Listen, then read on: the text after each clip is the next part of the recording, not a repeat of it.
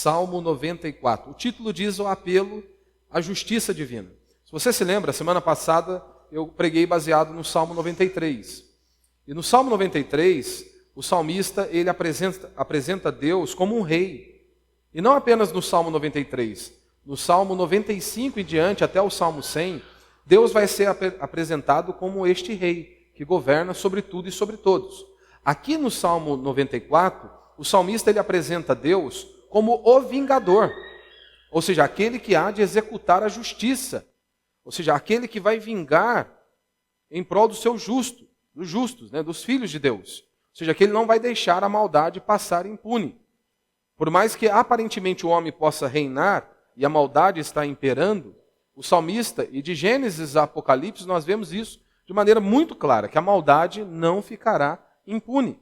Mas veja, nós vivemos num mundo onde os perversos prosperam e os justos são afligidos a cada dia. Parece que o ímpio ele está decolando, está de vento e popa, e os servos de Deus, os justos, estão sofrendo. Ou seja, parece que a injustiça é que está tendo a última palavra. Parece que é isso que de fato é melhor num país como o nosso. Quantos de nós talvez já nos pegamos a nos perguntar, onde está Deus quando o mal parece que está governando? Onde está Deus quando os ímpios parece que eles se alegram, eles se exultam, enquanto o justo, os filhos de Deus, são esmagados? E às vezes esta indagação ela pode assolar o meu e o seu coração.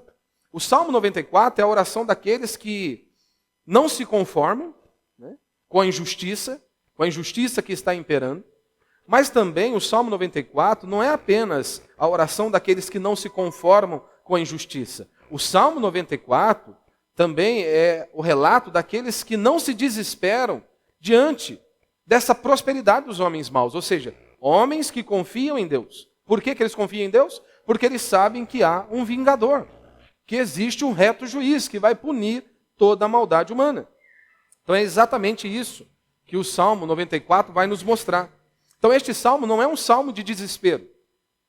Não é um salmo de desespero, mas de esperança ativa no Deus, no reto juiz, como disse Abraão. Ou seja, é um grito por justiça, que você vai ver ao meditarmos neste salmo, que o salmista está clamando a Deus. É um grito por justiça? Sim, é um grito por justiça.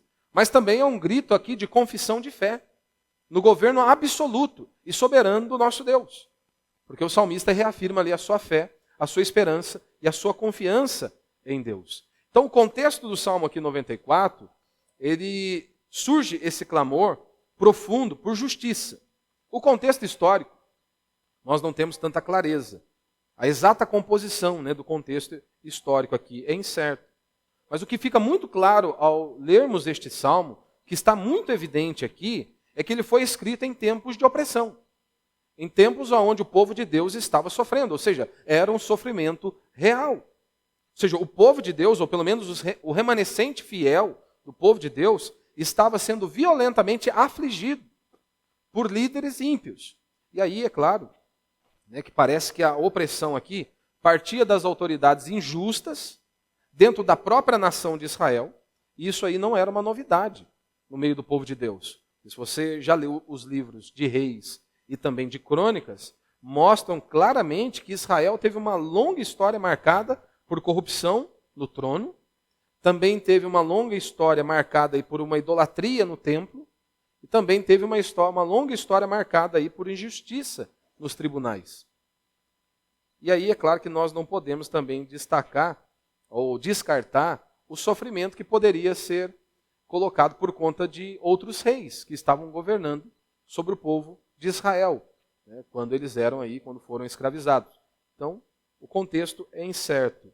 Mas seja qual for a origem da opressão, o que está muito claro aqui é esse clamor dos fiéis, clamando a Deus, buscando a Deus por justiça e pedindo que Deus executasse a justiça. Ou seja, é um apelo ao Deus vingador, ao reto e justo juiz, que de fato ele pudesse se manifestar em prol do povo de Deus. Por que em prol do povo de Deus? Ora, porque os ímpios, os homens malignos, estavam se levantando contra Deus e contra o seu povo. Os anos se passaram e continua da mesma maneira. Os ímpios se levantam contra Deus e contra o povo de Deus. Basta você ver aí inúmeras leis, né? E em muitas nações, como que os cristãos são perseguidos, né? Então este salmo aqui, ele é uma oração comunitária, mas também é o clamor aqui, uma confissão de fé e de um indivíduo, né? E os dois, sejam a comunidade ou o indivíduo, esperam por justiça e clamam a Deus para que Deus de fato pudesse executar a justiça, né? E essa oração, ela não se limita apenas ao Antigo Testamento.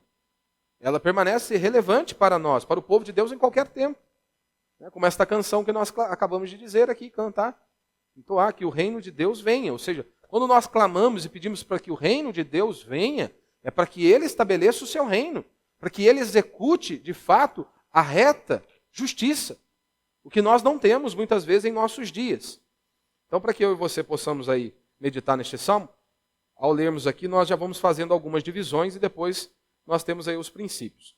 Então, do verso 1 ao verso 3, que nós vamos ler aqui agora, nós vemos aqui o apelo que o salmista faz ao vingador. Ou seja, um clamor, o salmista apresenta o seu clamor para que Deus se levante contra os perversos. Então, vamos ler aí o verso de 1 a 3. Então ele diz: ó Senhor, Deus vingador, ó Deus vingador, resplandece. Ou seja, revela-te a nós. Apresente, Senhor. Se revele para que as pessoas vejam quem tu és. Interessante o que ele diz, né? Deus vingador. E mais uma vez, ó Deus vingador, resplandece. Levanta-te, ó juiz da terra. Dá aos soberbos o que merecem. Até quando, Senhor? Até quando os ímpios exultarão?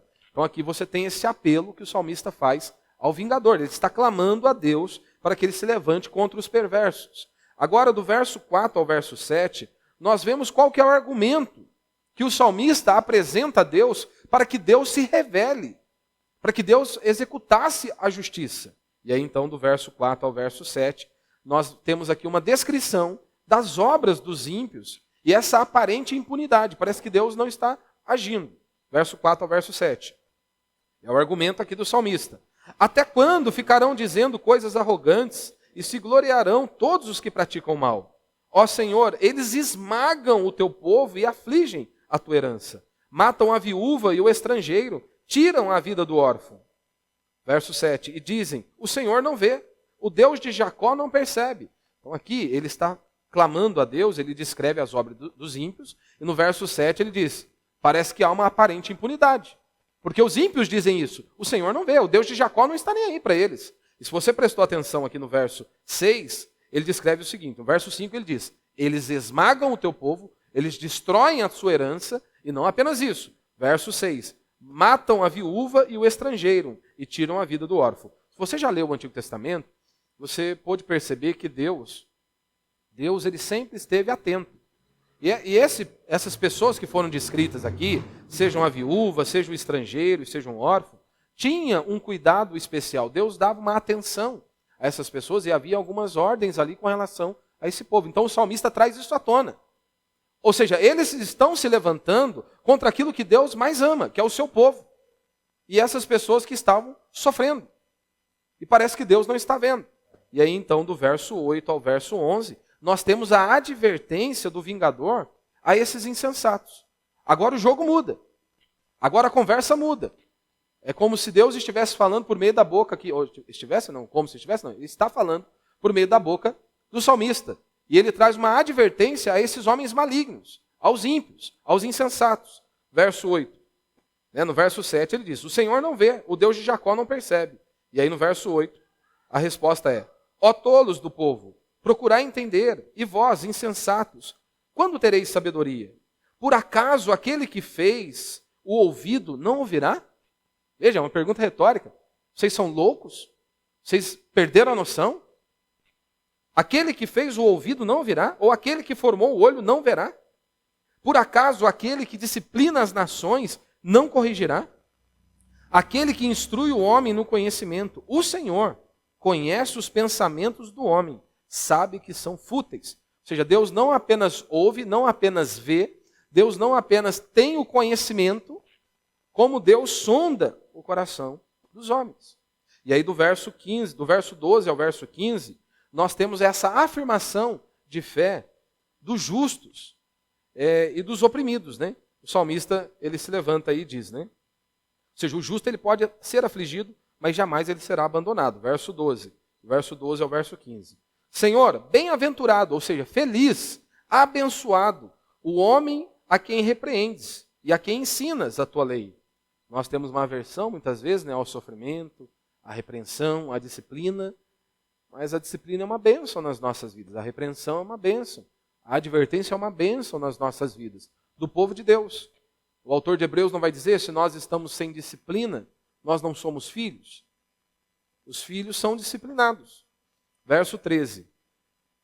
Mais uma vez o verso 12. Senhor, bem-aventurado o homem a quem repreendes e a quem ensinas a tua lei, para dar-lhe descanso dos dias da adversidade. Ou seja, Deus vai cuidar deles, né, no dia da adversidade. Até que se abra uma cova para o ímpio. Pois o Senhor não rejeitará o seu povo, nem desamparará a sua herança. Ou seja, Deus não deixa o seu povo sozinho. Deus não abandona os seus filhos. Verso 15. Mas o julgamento voltará a ser feito com justiça, e todos os de coração reto a seguirão. Ou seja, a afirmação de fé, eles se levantaram em fé, né, mesmo o justo sendo afligido, ele jamais é abandonado e ele tem a certeza no justo julgamento, na reta justiça de Deus. Do verso 16 ao verso 19, nós temos aí essa descrição desse alento, do refrigério do justo, daqueles que estão sendo perseguidos. Ou seja, mesmo sem o apoio humano, porque a ideia do salmista é que às vezes ele está nos transmitindo aqui, é que o governo civil parece que também não estava nem aí. Essas pessoas estavam totalmente ali abandonadas ou desprovidas. Então mesmo que não existisse ali um apoio humano, ele reafirma, Deus sustenta, Deus consola e Deus firma os seus. É Deus quem cuida do seu povo. Verso 16 ao verso 19. Quem se levantará por mim contra os malfeitores? Quem se porá ao meu lado contra os que praticam o mal? Essa é uma pergunta do salmista. E aí ele responde, se o Senhor não tivesse sido o meu auxílio, eu já estaria habitando no lugar de silêncio. Ou seja, é Deus quem me sustenta, é Deus quem cuida de mim, é Deus quem me fortalece. Quando eu disse, Senhor, meu pé está tropeçando, o teu amor me sustentou. Ou seja, quando eu quase me resvalei da fé, quando eu quase desviei da fé, o Senhor, o teu amor me sustentou. Ou seja, a aliança do Senhor, o Senhor cuidou de mim. Verso 19. Quando os cuidados do meu coração se multiplicam, tuas consolações alegram a minha alma, né? Ou seja, a nossa mente, né, que às vezes fica agitada, perturbada. O salmista está dizendo, olha, quando isso está acontecendo, quando há muitos cuidados, a angústia, a aflição, a ansiedade, ele reafirma, as tuas consolações alegram a minha alma. Ou seja, mais uma vez aqui ele tem esse alento, reafirmando esse alento que só Deus pode dar ao seu povo. E aí então do verso 20 ao verso 23, ele vai descrever a âncora do justo em meio à injustiça, né? Ele vai dizer, Deus é o refúgio e juiz. Ele vai reverter toda iniquidade. Ou seja, e toda maldade não vai passar impune. Verso 20. Pode associar-se contigo o trono perverso, que maquina o mal em nome da lei, ou seja, aquele cara que ele se levanta em nome da lei, e pode surgir leis, né, terem leis aí, que na verdade não mostram e não apontam nada para a justiça. Pelo contrário, muita injustiça. E nós vamos meditar nessa noite com relação a exatamente isso. No nosso país nós vemos isso. Em nome da lei, muitos são punidos. Em nome da lei, os justos sofrem. Enquanto o vagabundo está ali, a cada dia mais de boa. Verso 21.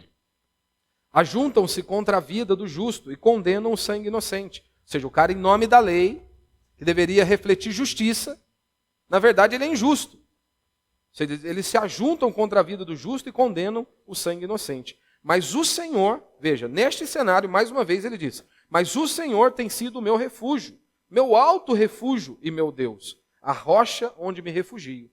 E aí ele conclui dizendo, ele fará recair sobre eles o seu próprio pecado e os destruirá com a sua própria maldade. O Senhor nosso Deus os destruirá. Forte, né? A palavra do salmista, né? Então a estrutura aqui do Salmo nos revela o seguinte, é que há essa alternância entre o clamor, a indignação, a exortação, a confiança, até que de fato ele se firma em Deus, ou seja, ele olha para Deus como a única âncora, ou seja, o único lugar seguro em meio a este caos, em meio a estas adversidades. Então essa é a base da nossa esperança. Ou seja, um cristão genuíno, ele sabe que Deus ele não está inerte, que Deus ele está ativo. E não apenas isso, Deus ele é o vingador, como o salmista está descrevendo aqui, que governa com justiça perfeita. Eu sei que nos nossos dias, e com o evangelho que é pregado, acho que nem evangelho, nós não podemos nem chamar de evangelho, a mensagem que é difundida na maior parte das igrejas, não anunciam o Deus das Escrituras. Como disse Martin Lloyd Jones, se arrancarmos a doutrina da ira de Deus, vai sobrar bem pouca coisa para se pregar. E parece que neste ponto, muitos pastores conseguem fazer o milagre de arrancarem a doutrina da ira de Deus. Conseguem arrancar a doutrina da ira de Deus. Como se isso, falar da ira de Deus, falar que Deus pune a maldade humana, como se fosse uma mancha no caráter de Deus. Como se fosse uma mancha, algo negativo, algo ruim, que não deveria ser falado ou nem tocado. E aqui eu quero ler uma parte do livro de A.W. Pink, onde ele fala sobre os atributos de Deus, ou seja, as qualidades de Deus, o caráter de Deus. E ele vai tratar de um dos atributos, é justamente a ira de Deus. Veja que interessante o que ele diz. É triste encontrar tantos cristãos professantes que parecem considerar a ira de Deus algo que precisa ser explicado para os outros em tom de desculpas. Ou, no mínimo, que não gostariam que existisse. O que Pink está dizendo aqui é o seguinte. Tem muitos cristãos que eles não querem tocar na doutrina da ira de Deus. Parece que quando eles vão falar da doutrina da ira de Deus, eles tomam todo cuidado como se para as pessoas não ficarem chateadas. Como se fosse algo contraditório. Quando nós afirmamos que Deus é bom, que Deus é misericordioso, que Deus é gracioso. E quando nós afirmamos Deus, ele se ira contra toda a maldade. Há essa santa indignação. E aí Pink ele vai dizer, né? Parece que os cristãos, eles olham para a doutrina da ira de Deus como se fosse algo negativo. E aí ele continua. Outros nutrem a ilusão de que a ira divina não é coerente com a bondade do Senhor e, portanto, procuram bani-las de seus pensamentos. Ou seja, a ira de Deus não bate, não combina com a bondade de Deus. Não combina com esse Deus que é amoroso e gracioso como o nosso Deus. E aí ele continua. Entretanto, Deus não se envergonha de afirmar que a vingança e a ira lhe pertencem. Porque foi o próprio Deus que disse isso.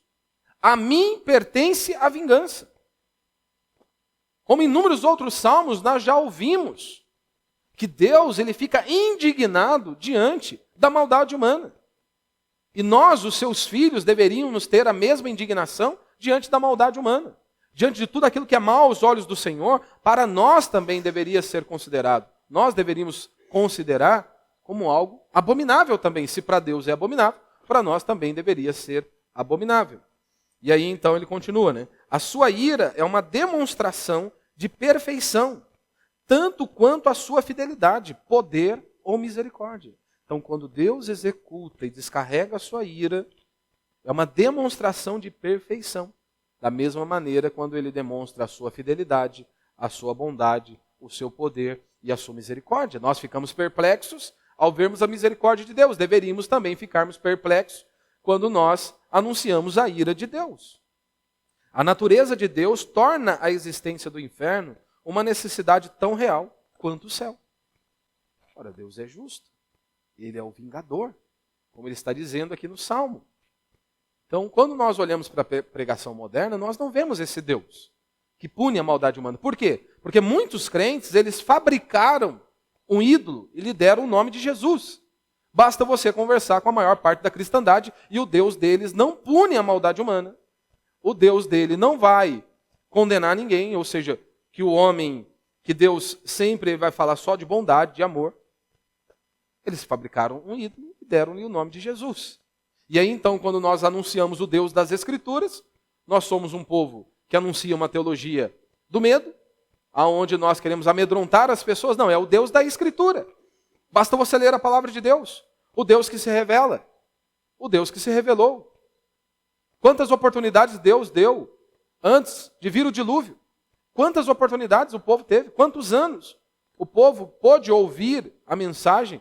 E aí então, diante desta impunidade, da impiedade, eles permaneceram duros. E aí Deus executa a sua justiça. Quantas vezes o povo de Israel mesmo ouviu a exortação por parte dos profetas, não se posicionaram e então Deus executa a justiça. E eles são punidos. É Deus quem executou a justiça. É o nosso Deus, ele é misericordioso, ele é gracioso, ele é bondoso, mas é um Deus de justiça. É um Deus que se ira contra toda a maldade humana. Então, destacar alguns pontos aí de maneira breve. Primeiro, Deus é o vingador soberano.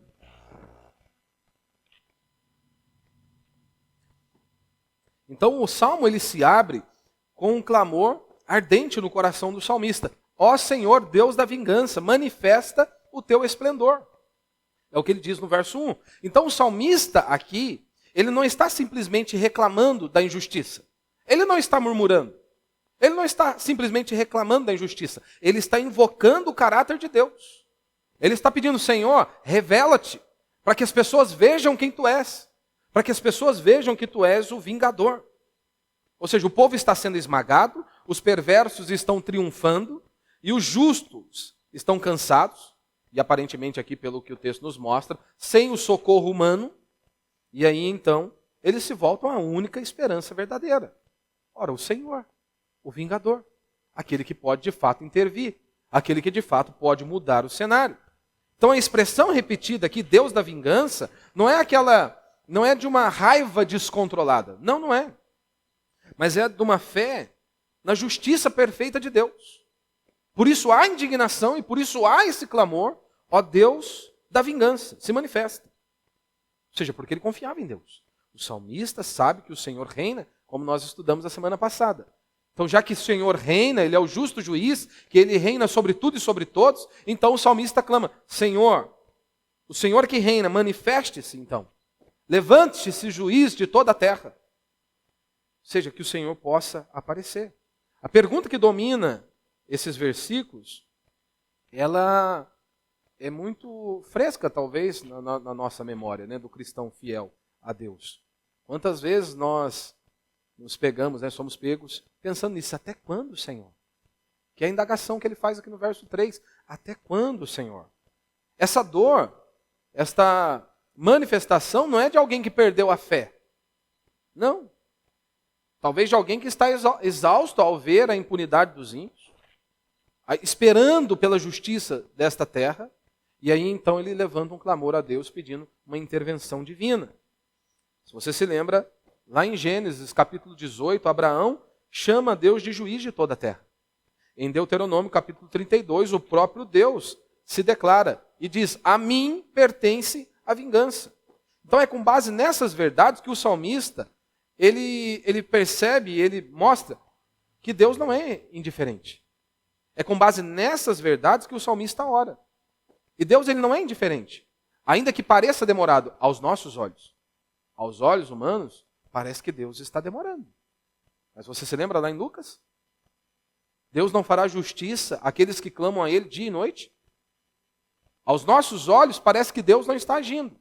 Parece que Deus está inerte. Mas o salmista reafirma. A angústia que há no coração do salmista é a seguinte. O problema não é se Deus vai agir. Ele tem certeza que Deus vai agir. A dúvida, o que está assolando o coração dele é quando Deus vai agir.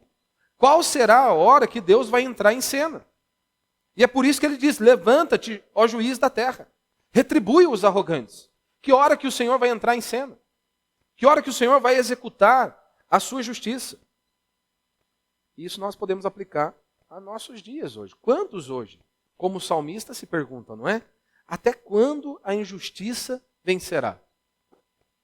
Até quando o mal será celebrado em nossos dias? Até quando os humildes serão esmagados? Os justos serão esmagados? Porque num país como o nosso, se você quer andar de maneira direita, você vai sofrer muito. Se você for andar de maneira reta, santa, justa e piedosa, você vai sofrer. Em todas as esferas. Essa é uma realidade na vida do cristão fiel. E aí isso pode assolar o meu e o seu coração. E aí nós precisamos nos lembrar do que o salmista está nos ensinando. Ao invés, então, em vez de tentar fazer justiça com as próprias mãos, o povo de Deus é chamado a orar como salmista, a apresentar a causa diante do Senhor. Ou seja, confiando no juiz que não falha. O nosso clamor deve ser apresentado a Deus. Ou seja, subir ao trono da graça de Deus, assim como o salmista faz. Manifesta o teu esplendor, Pai. Levanta-te. A tua justiça é a nossa esperança. Nós esperamos que o Senhor possa mover. Esta é a oração do salmista. Segundo, Deus vê tudo e não se cala. E aí nós vamos do verso 4 até o verso 11. Se você se lembra, do verso 4 ao verso 7, o salmista, ele apresenta o argumento diante do vingador. E ele diz: até quando ficarão dizendo coisas arrogantes e se gloriarão todos os que praticam o mal? Ó Senhor, eles esmagam o teu povo e afligem a tua herança. Matam a viúva e o estrangeiro, tiram a vida do órfão e dizem: o Senhor não vê, o Deus de Jacó não percebe. Então o apelo do salmista aqui não é vazio. Ele apresenta diante de Deus razões legítimas para pedir justiça. Ele tem uma argumentação. O argumento é claro: os ímpios estão atacando aquilo que Deus mais ama, o seu povo e os vulneráveis da sociedade, o qual Deus outrora já havia dado algumas direções para proteger essas pessoas. Então este é o argumento do salmista para Deus. Senhor, o Senhor não está vendo o que esses homens maus estão fazendo com o teu povo e com os vulneráveis? Até quando, Senhor, eles falarão com arrogância? Eles esmagam o teu povo, Senhor. Eles oprimem os que pertencem a ti. Então a descrição do salmista ela é dura e direta. Ele diz: olha, eles despejam arrogância. Eles celebram os seus pecados. Não é assim que o ímpio faz? O cara está adulterando e ele conta para todo mundo. Ou seja, ele está fazendo tudo de imoral, tudo de podre, depravado, e eles celebram, eles comemoram. Ou seja, eles esmagam, eles oprimem, eles matam, eles assassinam. E o mais grave, eles zombam de Deus, dizendo: o Senhor não vê, o Deus de Israel não se importa. É o que ele diz no verso 7. Então isso aqui, meu irmão, não é só ignorância. Não, isso não é ignorância, é blasfêmia. Eles se levantam contra Deus, é uma tentativa de ocupar o trono que só pertence a Deus. Mas os homens maus querem arrancar Deus do trono e querem se assentar. E eu e você temos que tomar cuidado, porque o nosso coração também é podre. Mesmo que você nasceu de novo, nós temos essa luta constante. Nós precisamos travar essa batalha. Porque veja, quantas vezes eu e você queremos ensinar Deus a trabalhar? Não é? Nós queremos ensinar Deus: o Senhor tem que fazer assim. O Senhor tem que operar neste momento da minha vida. Ou seja, nós, se pudéssemos, arrancaríamos Deus do trono e nos assentaríamos no lugar dele. Assim como os homens maus também. Então, uma tentativa de ocupar o trono que só pertence a Deus. Isso não é uma novidade. Esse grito de até quando, Senhor, ecoa desde os profetas até João em Apocalipse. Se você se lembra, o profeta Abacuque, ele orou desta maneira: até quando, Senhor? Até quando eu clamarei por socorro? Ou João descrevendo lá em Apocalipse, né? Até quando, ó soberano Senhor? O Senhor não vai julgar os que habitam sobre a terra? O Senhor não vai operar, não vai exercer o teu juízo? Ou seja, esses ímpios não apenas cometem o mal, eles se gabam disso. Eles se acham invencíveis e desprezam o Deus que tudo vê. É isso que o salmista está descrevendo. Então, o argumento aqui do salmista é simples e forte. Senhor, os perversos estão zombando de ti. É isso que eles estão fazendo. Eles estão fazendo guerra contra o teu povo. Senhor, eles estão tentando ocupar o trono que é teu, Senhor. É isso que esses homens malignos estão tentando fazer. Este é o argumento aqui do salmista. Então veja, quantos anos se passaram e esse mesmo espírito arrogante se manifesta quando os homens malignos zombam da fé, zombam do nosso Deus, se orgulham do mal que fazem, que praticam. E a todo tempo eles estão tentando ali negar a existência de Deus ou negar a justiça de Deus. Muitos anos se passaram e os homens continuam da mesma forma. Mas nós, como salmista, nós não buscamos a vingança com as nossas próprias mãos. Nós não estamos aqui para executar a justiça ou a vingança na força do nosso braço. Nós levamos os nossos argumentos ao trono da graça de Deus. E assim como o salmista, clamamos: levanta-te, ó juiz de toda a terra. Executa a justiça. E aí então, agora do verso 8 em diante, nós temos essa advertência imposta pelo vingador, ou seja, o próprio Deus falando ali por meio da boca do salmista. E ele diz no verso 8: ó tolos do povo, procurai entender, e vós insensato, quando tereis sabedoria? Por acaso aquele que fez o ouvido não ouvirá? Ou aquele que formou o olho não verá? Por acaso aquele que disciplina as nações não corrigirá? Aquele que instrui o homem no conhecimento, o Senhor, conhece os pensamentos do homem e sabe que são fúteis. Ou seja, o tom agora muda. Agora, o próprio Deus, por meio do salmista, dirige-se aos ímpios com uma advertência direta. Vocês são um bando de tolos. Vocês são insensatos. Quando que vocês vão ter sabedoria? Ou seja, eles zombaram de Deus, como se Deus não estivesse vendo, como se Deus não estivesse ouvindo. Agora eles são confrontados com perguntas retóricas e poderosas. E o salmista diz: ora, aquele que fez o ouvido não ouvirá? Aquele que formou os olhos não verá? O que castiga as nações não os castigará? Ou seja, aquele que ensina o homem o saber não sabe o que vocês fazem? É isso mesmo. Então nós temos aqui uma ironia santa, que escancara o absurdo da postura dos ímpios. Como que os ímpios se posicionam? Ou seja, eles estão tratando Deus como se Deus fosse uma estátua muda e cega. Quando na verdade Ele é o Criador de tudo e o juiz das nações. E um dia, o Redentor há de se levantar. E ninguém vai escapar das mãos do nosso Deus. Então Deus não só ouve, como ele diz aí no verso 11, o Senhor conhece os pensamentos do homem, sabe que são fúteis. Ou seja, Deus não só ouve, vê e ouve, como ele conhece o íntimo do homem, o íntimo do ser humano. Ou seja, o que o salmista está dizendo é, Deus ele desvenda os pensamentos mais ocultos. Ou seja, ele sonda mentes, corações e intenções. Então, de maneira prática, talvez se você não compreendeu, a advertência do vingador aqui não é apenas para os ímpios que estão lá fora, meu irmão, é para mim e para você. A advertência, o que o salmista está descrevendo, vale para mim e para você. Ou seja, ela é para todos nós. Ou seja, Deus conhece os nossos pensamentos, as nossas intenções e as mentiras que contamos a nós mesmos. Então, este Deus que é apresentado aqui, não é apenas para aquelas pessoas que estão lá fora. Vale para mim e para você. E o que eu quero dizer com isso? Não seja tolo. Que eu e você não sejamos tolos. De acharmos que nós podemos enganar Deus. De que nós podemos manobrar de uma certa maneira e tentarmos enrolar Deus. Nós não conseguimos. Isso é tolice. Nós não podemos viver como se Deus não existisse. Nós não podemos viver como se Deus não estivesse vendo o que nós fazemos. Aqui é uma advertência a todos nós. Ou seja, Deus conhece os nossos pensamentos, nossas intenções e as mentiras que nós contamos a nós mesmos.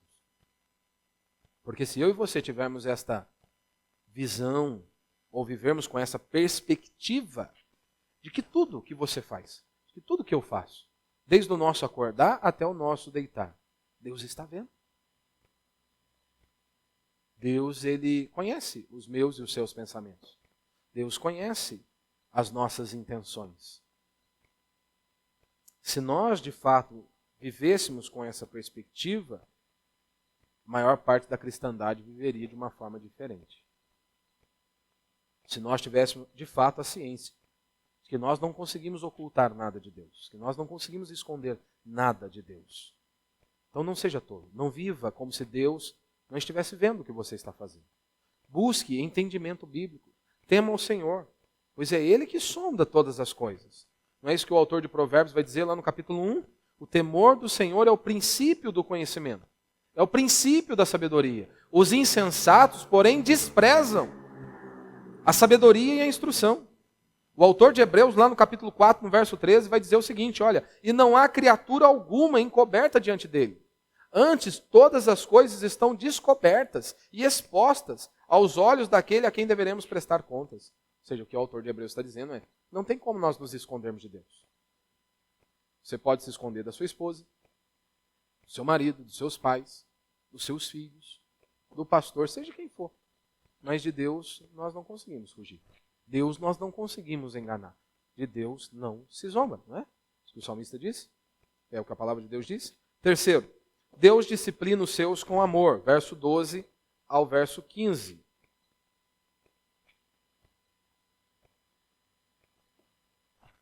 Então nós temos aqui a afirmação de fé dos justos, daqueles que estavam ali sendo vitimados. E ele diz, Senhor, bem-aventurado o homem a quem repreendes e a quem ensinas a tua lei, para lhe dar descanso nos dias da adversidade, até que se abra uma cova para o ímpio.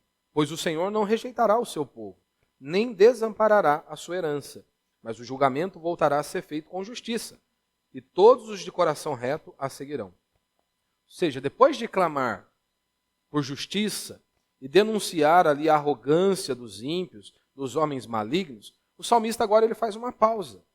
E ele olha para o justo, para o Filho de Deus. Agora ele não fala do inimigo, mas ele reflete na bondade de Deus para com o seu povo. Ou seja, aqui nós vemos uma declaração de fé. Ou seja, ele mostra que a esperança dele está no Senhor. Em meio às opressões, em meio às dificuldades, ele reafirma, a minha esperança está em Deus. No verso 12 ele diz, Senhor, bem-aventurado o homem a quem repreendes e a quem ensina a tua lei. Ou seja, no reino de Deus, meu irmão, felicidade não está ligada à ausência de dor, mas à presença da correção amorosa do Pai. Deus nunca prometeu uma vida sem problemas, sem dificuldades, sem angústias. Não, Deus nunca prometeu isso. Pelo contrário, você quer me seguir? Comece negando a si mesmo. Talvez seja preciso abandonar pai, mãe, o que for. Se você quer fazer a minha vontade, é assim que funciona. Então, servir a Deus não é para fraco não, gente. A gente fracote, não vai. Servir a Deus é para aqueles que de fato confiam em Deus e fazem a vontade do Senhor.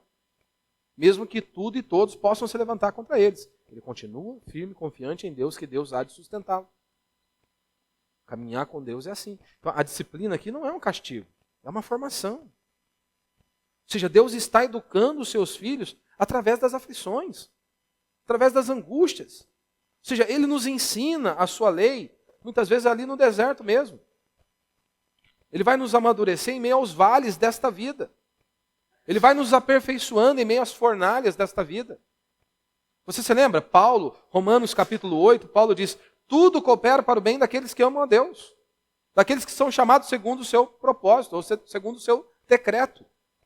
Só que em Romanos capítulo 8, Paulo, ele faz uma série de citações ali, ele começa a enumerar inúmeros problemas, inúmeras angústias, inúmeras aflições. E aí ele diz, porém, em todas estas coisas somos mais que vencedores. Ou seja, o que ele acabou de dizer era tudo negativo. Dor, angústia, sofrimento. E ele diz, em todas estas coisas, porém, somos mais que vencedores. E aí ele diz, tudo coopera, para o bem daqueles que amam a Deus. Só que às vezes a gente para aqui. Tudo é tudo, meu irmão. Tudo é tudo. O que vai ter fora do tudo? Tudo é tudo. Só que tudo coopera para o bem aqui não é para que você tenha uma vida tranquila, sossegada, não. E eu não sou contra isso, oramos para que Deus nos abençoe, que possa nos abençoar com saúde, nos dando paz e por aí vai. Mas o bem que Paulo está descrevendo em Romanos capítulo 8, não é para que você tenha uma vida mansa e sossegada. Não, tudo coopera para o bem daqueles que amam a Deus, Paulo vai descrever nos versos seguintes. O objetivo é, tudo contribui para o bem daqueles que amam a Deus, para que você se pareça com Cristo. Para que eu e você possamos a cada dia mais nos parecer com o nosso Senhor. E aí então, se vivermos com essa perspectiva, o sofrimento, os vales, as fornalhas da vida, todas as adversidades que nós enfrentamos, se estivermos com esta perspectiva, que estamos sendo forjados, lapidados, para nos parecer com o Senhor, ou seja, nós não estamos sozinhos. Deus está agindo, Deus está operando. E como ele disse aqui no verso 13, o Senhor traz alívio em tempos de aflição. Então mesmo quando o ímpio prospera, o justo ele encontra descanso em Deus. Por quê que ele encontra descanso em Deus? Ora, porque ele crê. Ele crê que os ímpios serão punidos, que Deus vai abrir uma cova para os perversos. Ou seja, o que ele está descrevendo aqui é: o mal tem prazo de validade. Às vezes nós achamos que não, né? Que os ímpios estão aí, que Deus não está vendo, porque eles estão zombando de Deus. Mas o que nós vemos na palavra dele é: o mal tem prazo de validade. Nenhuma impunidade vai passar impune. Nenhuma impunidade ficará impune. E aí ele reafirma no verso 14, né? Pois o Senhor não rejeitará o seu povo, nem desamparará a sua herança. Então essa aqui, meu irmão, é uma das verdades mais preciosas da aliança de Deus com o seu povo. Que Deus não abandona o seu povo, que Deus não rejeita o seu povo e que Deus não desampara o seu povo. Você se lembra o que Isaías disse lá no capítulo 49? Ainda que a mãe se esqueça do filho que amamenta, todavia eu não me esquecerei de ti. E às vezes você quer ouvir isso da voz do profetinho ali da esquina. Deus já falou para você. Por meio de Isaías, o próprio Cristo já falou isso a mim e a você. Eu estou com vocês todos os dias até a consumação dos séculos. A pergunta é: nós cremos na palavra de Deus? Isso é uma promessa preciosa. Então, independente de quais sejam os vales que eu e você possamos passar, se temos essa ciência: Deus está comigo, Deus não me abandona, Ele há de me sustentar, Ele vai capacitar a mim e a você a passarmos por esses vales. No verso 15 ele diz, né: mas o julgamento voltará a ser feito com justiça, e todos os de coração reto seguirão. Ou seja, o salmista, ele vê adiante, ele enxerga lá na frente. Mesmo vivendo dias de injustiça, ele antecipa o tempo. Ele diz: olha, a justiça voltará a reinar. Os retos de coração ainda verão o Senhor restaurar a verdade na terra. Deus vai agir. Ou seja, isso aponta para o reino de Cristo, né? Onde a justiça e a paz se beijam, se encontram. Como diz o salmista lá no Salmo 85, no verso 10, né? A justiça e a verdade, a justiça e a paz se encontram, né? Então a linguagem aqui do salmista é muito semelhante ao autor de Hebreus, no capítulo 12, onde o autor diz que o Senhor disciplina a quem ama e castiga todo aquele a quem aceita como filho, né? Ou seja, ele disciplina, ele repreende. Então a disciplina não é uma evidência da rejeição, mas da adoção. Se somos filhos, precisamos ser corrigidos. Se somos filhos, precisamos ser lapidados, não é? O justo, ele é corrigido por amor. O ímpio, ele é ignorado em sua ignorância, né? Ou seja, então em tempos de dor, muitos perguntam, né? Se Deus me ama, por que eu estou sofrendo? Se Deus me ama, por que aconteceu isso comigo? Se Deus me ama, por que eu tenho passado por tantas dores e sofrimentos? Tudo coopera para o bem daqueles que amam a Deus. Tudo. Porque Ele ama, Ele disciplina. Porque Ele ama, Ele está formando algo eterno em nós, que hoje nós podemos não entender. Que hoje nós podemos não compreender. Mas ainda ficamos com o que a palavra de Deus diz. Tudo coopera para o bem daqueles que amam a Deus. Ou seja, que Deus seja glorificado por meio das nossas vidas. Então o justo, ele pode ser afligido, mas ele nunca será abandonado. Ou seja, o mal pode parecer dominante, como nós vemos em nossos dias, mas ele não é definitivo. Não, ele não é definitivo. O ímpio pode zombar, mas Deus está ensinando e sustentando todos os seus filhos. Ele está cuidando do seu povo. Então é a fé que consola o justo em meio às suas aflições. É a fé que consola o justo em meio às adversidades. Como o salmista está dizendo, olha, Deus está comigo. É Ele que me ensina. É Ele que me guarda. É Ele que fará justiça. E ele confia nesse Deus. Quarto, Deus é o refúgio do justo, né? Do verso 16 ao verso 19. Ou seja, ele mostra aí o alento para o justo. E ele diz no verso 16, quem se levantará por mim contra os malfeitores? Quem se porá ao meu lado contra os que praticam o mal? Se o Senhor não tivesse sido o meu auxílio, eu já estaria habitando no lugar de silêncio. Quando eu disse, Senhor, meu pé está tropeçando, teu amor me sustentou. Quando os cuidados do meu coração se multiplicam, tuas consolações alegram a minha alma. Ou seja, depois dele afirmar aqui a confiança no cuidado de Deus, agora o salmista ele compartilha algo um pouquinho mais íntimo ainda, né? Como que esse cuidado se manifesta em meio a um sofrimento real. Ou seja, aqui nós temos um testemunho pessoal. Nós temos aqui alguém que ele não é imune à dor. Não, ele abre o coração, ele rasga o coração. O que ele está mostrando aqui é alguém que está sendo sustentado por Deus.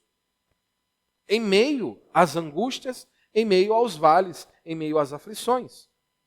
E ele pergunta, quem se levantará por mim contra os malfeitores? Quem se porá ao meu lado contra os que praticam o mal? Ou seja, ele reconhece a limitação dele.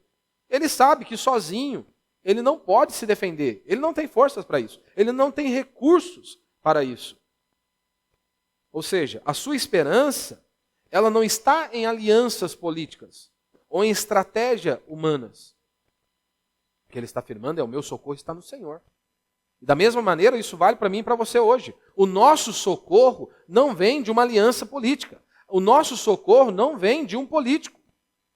O nosso socorro vem do nosso Deus, que criou os céus e a terra. É dele que vem o nosso refrigério. E às vezes nós queremos depositar nos homens e esperamos dos homens esse refúgio que só Deus pode prover. Só Deus. E ele disse, olha, se o Senhor não tivesse sido meu auxílio, verso 17, eu já estaria habitando no lugar de silêncio. Ou seja, essa é a linguagem de alguém que já esteve ali à beira da morte. Né? Se não literal, talvez uma morte emocional, muita angústia, muita aflição, ou espiritual. Mas o que ele está descrevendo aqui de forma clara é a queda estava bem ali próxima. Esta é a linguagem que o salmista está usando aqui. Né? E a palavra que ele usa aí para descrever o amor é esse amor imutável de Deus. Deus cuida do seu povo. Então, mesmo quando o justo ele grita em desespero, ele clama ao Senhor, Deus responde o sustentando, como ele está dizendo aqui. O teu amor me sustentou nesses dias aqui de aflições. Então, ele não esconde as suas crises. Ele não esconde as dúvidas, ou ansiedade, ou confusão. Tudo isso fazia parte da realidade do justo. E faz parte da minha e da sua vida também. Quantas vezes há esse conflito dentro de nós? Essa angústia, né? Essa indignação.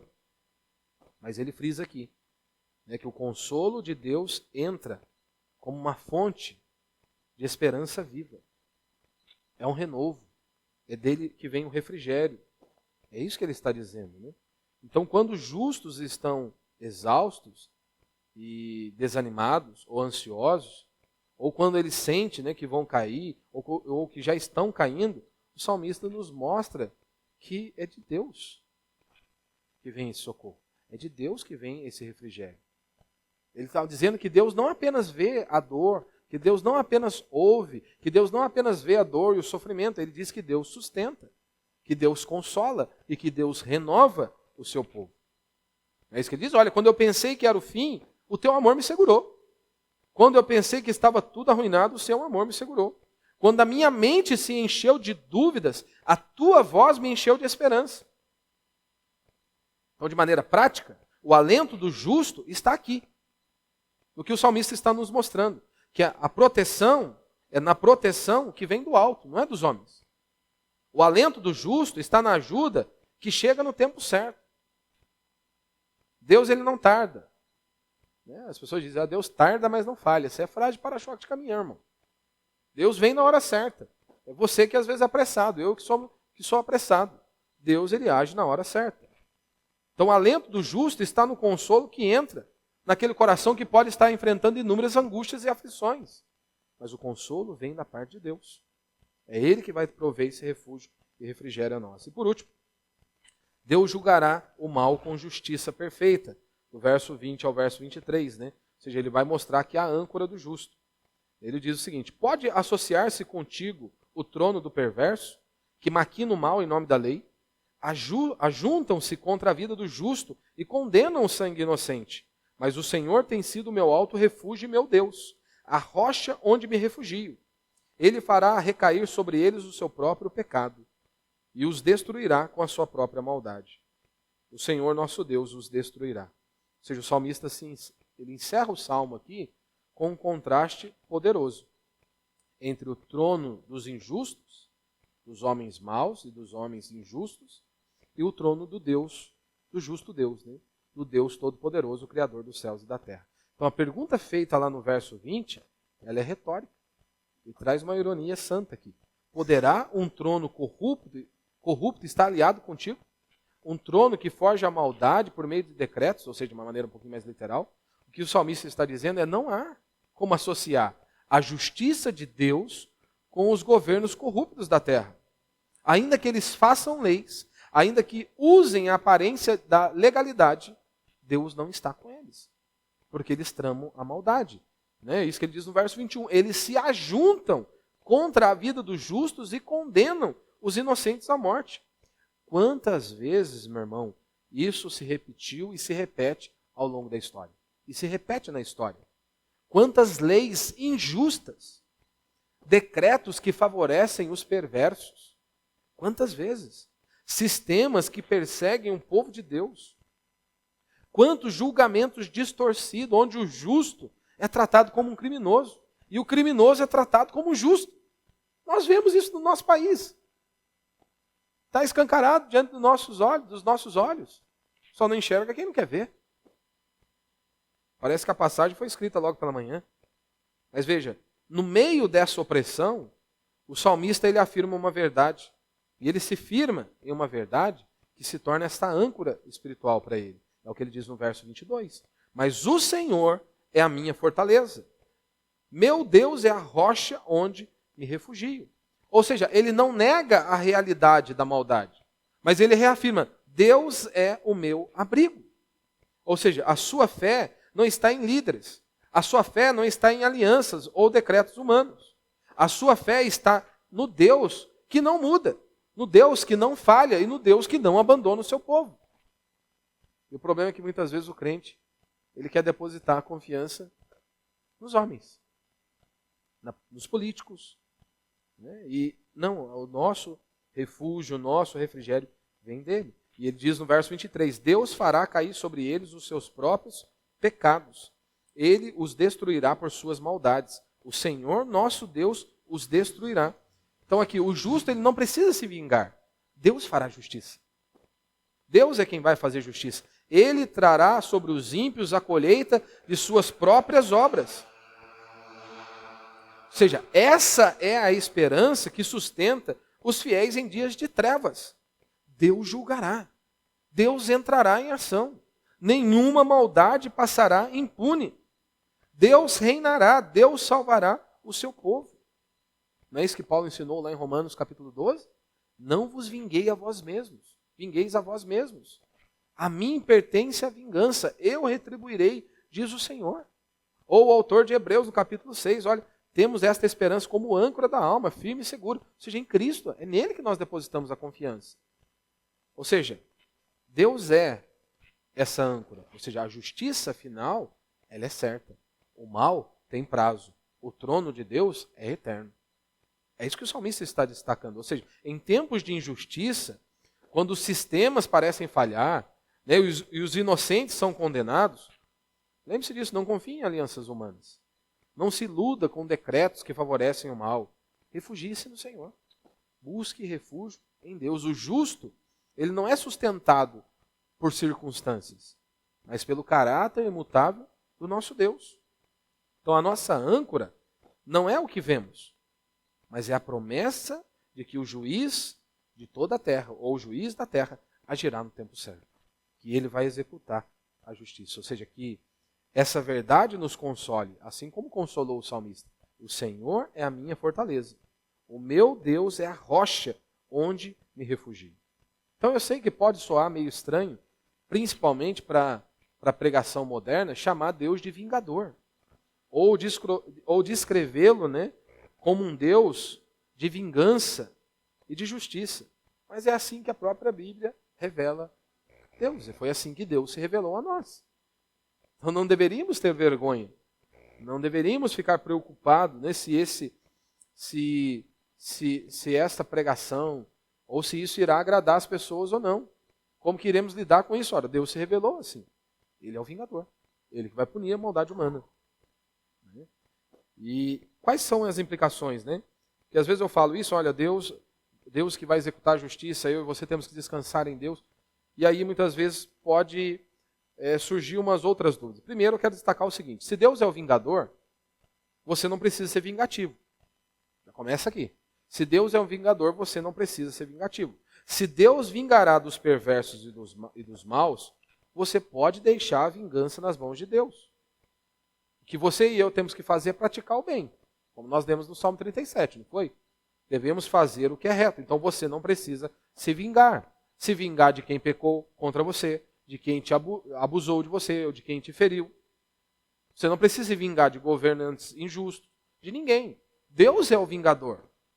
Então você vence o mal praticando o bem. É o que Paulo nos ensinou lá em Romanos capítulo 12. 1 Pedro nós vemos isso também. Só que veja, se Deus é o vingador, eu não estou dizendo que você não pode ou não possa buscar os meios estabelecidos pelo próprio Deus para que a justiça venha a ser feita. Por exemplo, em Romanos capítulo 12, Paulo diz que nós não devemos nos vingar. Mas ele inicia o capítulo 13 falando das autoridades, do governo civil. Ele diz, esses homens são ministros de Deus, eles são diáconos de Deus, eles deveriam executar a justiça. Então, se Deus é o vingador, você pode buscar os meios estabelecidos por ele para a justiça. Não se vingar não significa omissão diante do mal, que nós vamos fingir que não estamos vendo nada. Ora, Deus estabeleceu os meios para que a justiça seja buscada. Sejam as autoridades civis, como em Romanos capítulo 13, ou a disciplina eclesiástica, em Mateus capítulo 18, nós temos ali. Ora, na igreja nós buscamos a restauração, não a vingança. Queremos restaurar o faltoso. Na sociedade nós buscamos a justiça e não a revanche. Que a justiça seja feita. Agora, se Deus é o vingador, você deve viver pelos padrões divinos de justiça. Ou seja, viver uma vida reta, santa e justa. Então a vingança divina, ela não é caprichosa. Ela existe para retribuir o mal e restaurar a justiça. Então viver pelos padrões de Deus é você odiar o pecado. Às vezes esquecemos disso. Aquilo que é abominável aos olhos de Deus deveria ser abominável aos nossos olhos. Só que nós muitas vezes nos amoldamos à cultura deste mundo.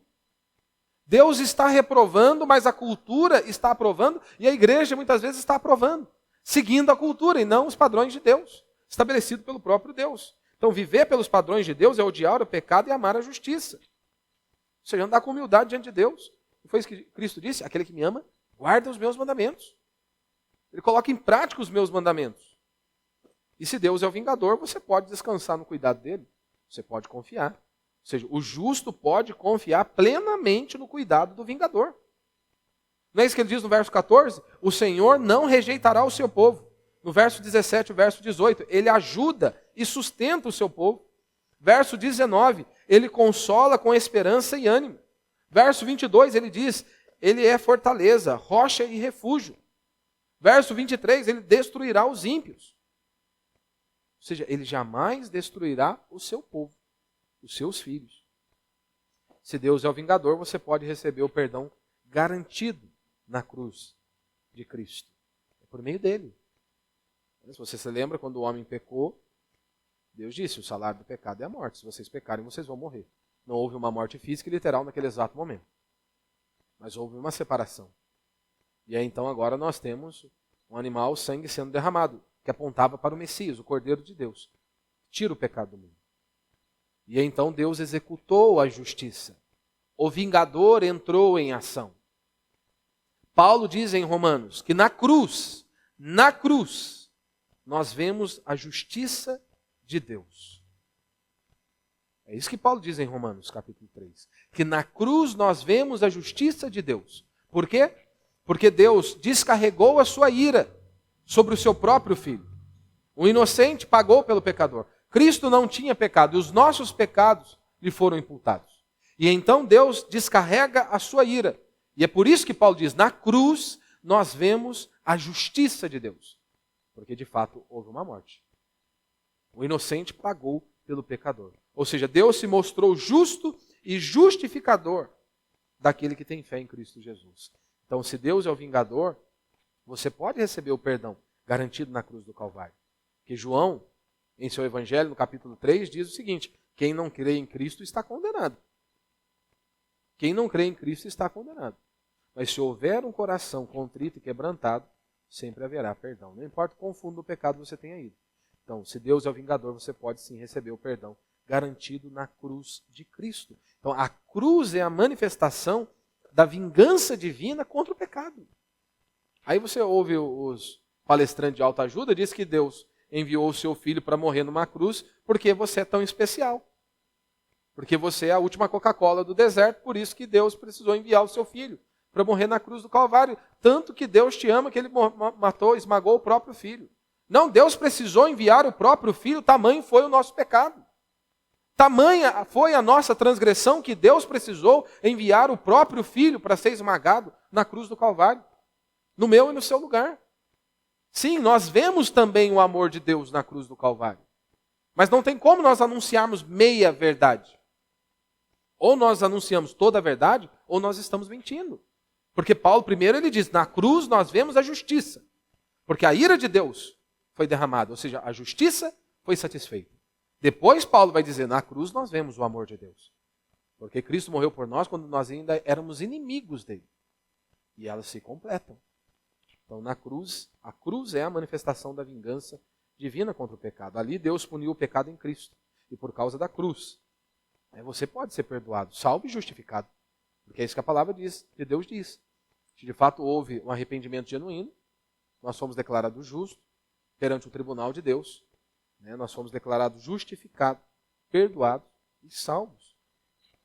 Então arrependa-se, né? Se você está aqui me ouvindo, não houve um arrependimento genuíno, se não houve um novo nascimento, se o seu corpo descer à sepultura, está condenado a uma eternidade de sofrimento. Não existe essa ideia. Depois que morre, vamos orar, vamos rezar, vamos fazer qualquer coisa que no final vai dar tudo certo. Não, Jesus disse e foi categórico. Se o corpo desce à sepultura condenado, está condenado. Se o corpo desce à sepultura justificado, está justificado. Então hoje é o dia que o Senhor está te dando uma oportunidade. Se você ainda não se arrependeu dos seus pecados, não crê em Cristo Jesus, hoje é a oportunidade que Deus está te dando. Arrependa-se do seu pecado, creia em Cristo Jesus. E então receba esse perdão. Receba Cristo como justiça. Ele é a nossa justiça, nós não temos. E nós não devemos mais viver pela vingança, mas pela prática do amor, das boas obras, fazer o que Cristo nos ensinou. Busque os meios bíblicos de justiça, e que a minha e a sua vida possa ser modelada ou moldada à luz da palavra de Deus. Como Paulo disse em Romanos 12, não vos amoldeis a este mundo. Não peguem a forma deste mundo, mas que vocês possam ser transformados pela palavra de Deus. De fato, eu e você possamos caminhar com essa perspectiva. Confie no cuidado de Deus e na comunhão. Ter comunhão com o Senhor por meio de sua palavra, por meio da oração, por meio da atuação do Espírito Santo nas nossas vidas, e eu e você, de fato, possamos confiar em nosso Deus. Amém?